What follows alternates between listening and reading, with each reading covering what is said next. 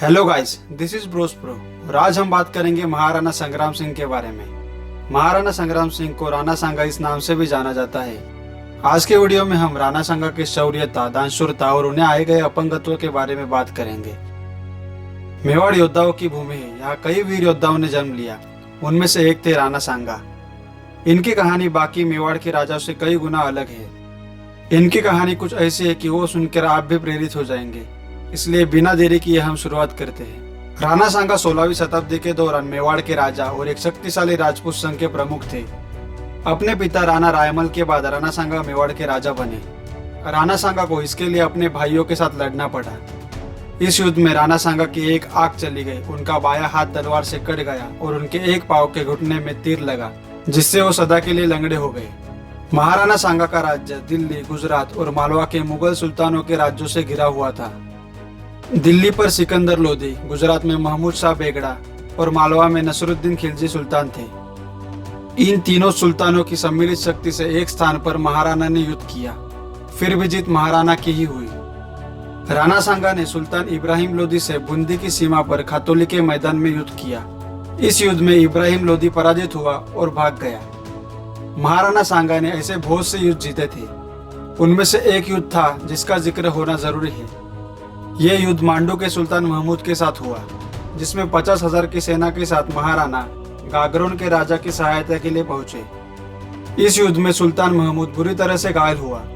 उसे उठाकर राणा सांगा ने अपने तंबू पहुंचवाया और उसके घावों का इलाज करवाया। फिर उसे 3 महीने तक चित्तौड़ में कैद रखा और बाद में फौज खर्च लेकर 1000 राजपूत के साथ मांडू पहुंचा दिया।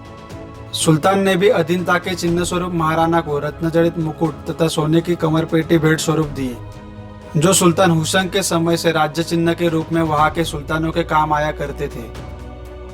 राणा सांगा अदम्य साहसी थे।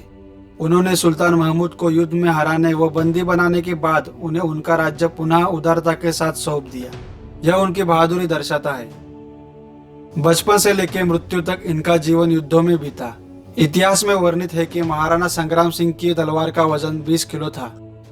इनके शासनकाल में मेवाड़ अपने समृद्धि के सर्वोच्च ऊंचाई पर था। एक आदर्श राजा की तरह उन्होंने अपने राज्य की रक्षा तथा उन्नति की। अब हम बात करते हैं खानवा के युद्ध के बारे में। बाबर संपूर्ण भारत को रोंदना चाहता था, जबकि राणा सांगा तुर्क अफगान राज्य के खंडरों के अवशेष पर एक हिंदू राज्य की स्थापना करना चाहते थे। परिणाम स्वरूप दोनों सेनाओं के बीच में 17 मार्च 1527 को खानवा में युद्ध आरंभ हुआ। इस युद्ध में राणा सांगा का साथ महमूद लोदी दे रहे थे। युद्ध में राणा सांगा के संयुक्त मोर्चे की खबर से बाबर के सैनिकों का मनोबल गिरने लगा। बाबर अपने सैनिकों के उत्साह को बढ़ाने के लिए शराब पीने और बेचने पर प्रतिबंधक की घोषणा कर शराब के सभी पात्रों को तुड़वाकर शराब न पीने की कसम ली। उसने मुसलमानों से तमगा कर न लेने की घोषणा की। तमगा एक प्रकार का व्यापारिक कर था जिसे राज्य द्वारा लगाया जाता था। इस तरह खानवा के युद्ध में भी पानीपत युद्ध की रणनीति का उपयोग करते हुए बाबर ने सांगा के विरुद्ध सफलता प्राप्त की। युद्ध में राणा सांगा के चेहरे पर एक तीर आकर लगा, जिससे राणा मूर्छित हो गए। परिस्थिति को समझते हुए उनके एक विश्वास पात्र ने उन्हें मूर्छित अवस्था से रण से दूर भिजवा दिया एवं खुद उनका मुकुट पहनकर युद्ध किया। युद्ध में उसे भी वीर गति मिली एवं राणा की सेना भी युद्ध में हार गई। युद्ध जीतने के बाद बाबर ने मेवाड़ी सेना की कटे सरों की मीनार बनवाई थी। जब राणा को होश आने के बाद यह बात पता चली तो वो बहुत क्रोधित हो गए और उन्होंने कहा, मैं हार कर चित्तौड़ वापस नहीं जाऊंगा।